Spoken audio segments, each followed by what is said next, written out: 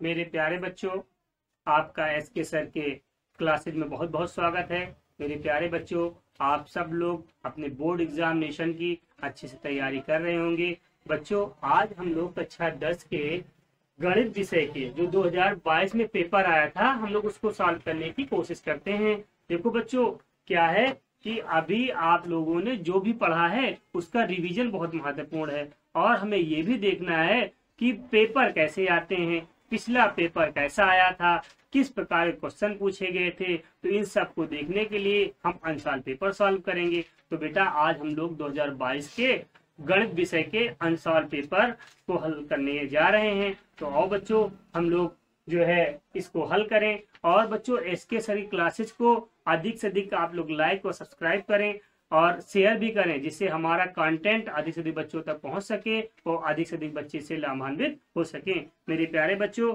आओ देखते हैं हम लोग गणित विषय में कक्षा 2022 के प्रश्न पत्र को। देखो बेटा, पहला क्वेश्चन है, यहाँ पर हम आपको सॉल्यूशन भी देंगे, उसका प्रश्न ही नहीं बल्कि उसका सॉल्यूशन भी हम करवाएंगे। आप हमसे पढ़ें, देखें, किस लिए? क्योंकि अदर लोग आपको सिर्फ आंसर बता देंगे, हम आपको आंसर हल करके दिखाएंगे। बच्चों आइए चलो देखते हैं। यदि कहा गया है 26, 156 का लासा 156 हो तो मासा का मान होगा। प्रश्न पूछा गया है, आपसे पूछा है मासा का मान होगा। तो मेरे प्यारे बच्चों, जैसा आप सब लोग जानते हो, दो व्यंजकों का गुणनफल बराबर मासा गुणा लासा होता है। ये तो फार्मूला है। फार्मूला पर यहाँ दो व्यंजकों का गुणनफल कितना दिया गया है? 26, और कितना दिया गया? 156 दिया गया है। और हमें मासा पूछा गया है, लासा का मान 156 दिया गया है ना बच्चों? दिया तो मासा बराबर क्या हो जाएगा हमारा? जो देखो, ये पोर्शन है, जिस चीज को निकालना होता है वो कहाँ चला जाता है? नीचे, और ये ऊपर।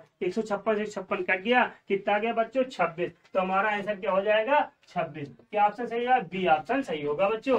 कहा गया द्विघात समीकरण 2x² - 4x + 1 = 0 के मूल हैं। के मूल हैं पूछा है। क्या पूछा है इन्होंने? के मूल हैं। के मूल हैं पूछा है बच्चों।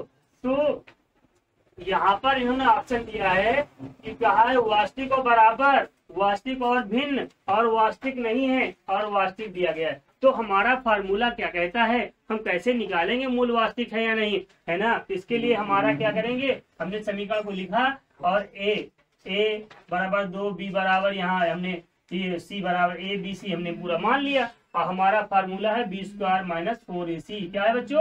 b² - 4ac। b का मान हमने देखो यहाँ पर 4 रखा, 4 का स्क्वायर हो गया, माइनस 4, a का मान 2 और c का मान कितना? 1। तो ये 4 का स्क्वायर 16 हो गया, और 4 2 8 हो जाएगा। देखो ये दोनों बराबर नहीं है बच्चों ना, और देखो घटाने में कितना है? 8 आया, और प्लस में है, इसलिए क्या मान तो इसमें कोई दो राय नहीं, मान तो वास्तविक है पक्का। लेकिन क्या है, यहाँ पर वास्तविक और बराबर दिया गया, तो ये तो होगा नहीं बच्चों, ये कट गया, ये कट गया ना। और देखो वास्तविक और भिन्न, हाँ ये वास्तविक और भिन्न होगा, क्योंकि मान प्लस में है तो वास्तविक होगा, और ये दोनों मान अलग अलग है, इसलिए वास्तविक और भिन्न सही होगा। ये वास्तविक नहीं है, ये पहले कट जाएगा, ये वास्तविक है, इसका भी कोई मतलब नहीं रह जाए। तो ये वास्तविक और भिन्न, ये ऑप्शन हमारा बी ऑप्शन सही हो जाएगा।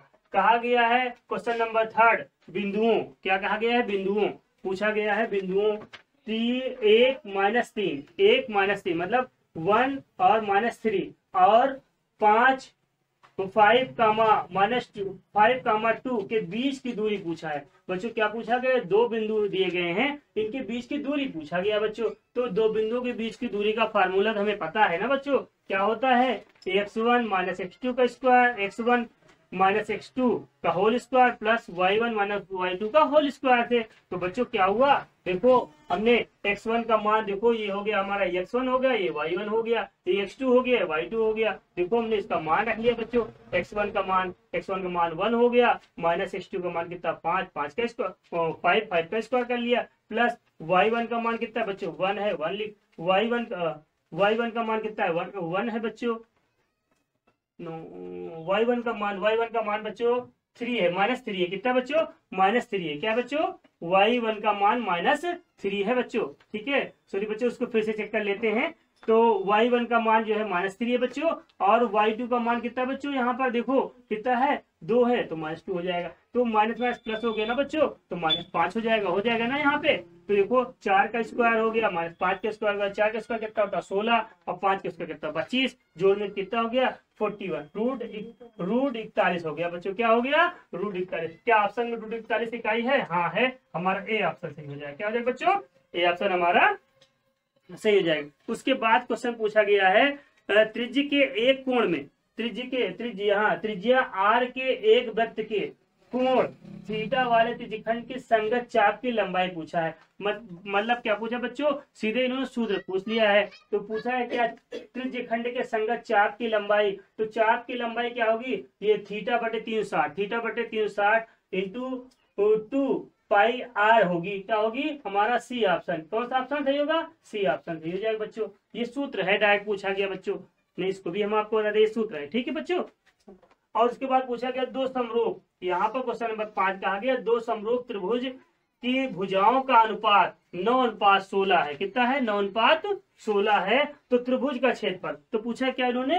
त्रिभुज का क्षेत्रफल का अनुपात होगा। त्रिभुज के क्षेत्रफल का अनुपात पूछा गया हमसे, ऑप्शन दिया गया है 9:16, 3:4, 256:81, 81:256। तो यहाँ पर हम इसका पहले देखेंगे कि होता क्या है। हमने दिया है भुजाओं का अनुपात। क्या दिया बच्चों? भुजाओं का अनुपात। पूछा है क्षेत्रफल, किसका पूछा है? क्षेत्रफल का अनुपात। तो क्या होगा क्षेत्रफल का अनुपात का फार्मूला क्या होता है? क्षेत्रफल का अनुपात क्या होता है? भुजाओं का अनुपात का स्क्वायर होता है बच्चों। भुजाओं का अनुपात क्या होता है? स्क्वायर होता है। भुजाओं का अनुपात क्या है? 9 यहाँ पर 16 है, इसका स्क्वायर कर देंगे तो 9 का स्क्वायर 81 हो जाएगा, 16 का 256 हो जाएगा। तो हमारा ऑप्शन कौन जाएगा? डी ऑप्शन सही हो। क्या होगा बच्चों?